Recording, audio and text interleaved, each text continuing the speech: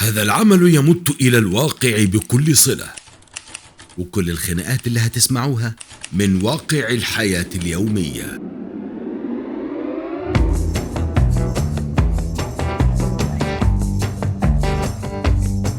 اوعي تبقي ست جدعة.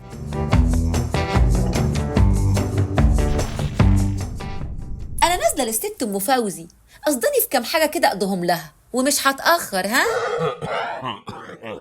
ماشي، بس انا خرمان.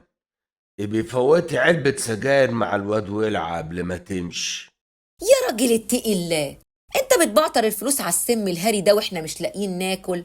خلينا اجيب فرخه للعيال وانا جايه بدل ما تحرق بيهم صدرك. الست متشكرين.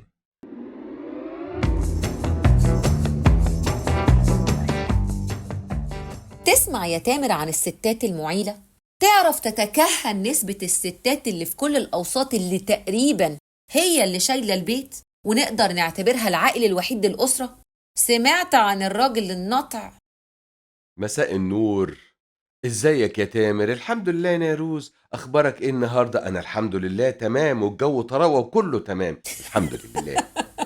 معلش يا تامر، دايما بطلع فيك كده زي المدفع الرشاش، حقك عليا بقى. عذرك والله، بس ما تنفعليش قوي كده. فعلا ظاهرة مستفزة جدا وغريبة على مجتمعنا اللي المفروض انه قائم على اساس ديني واخلاقي، بيعتبر ان الراجل عمود البيت وصاحب القوامة والمعيل.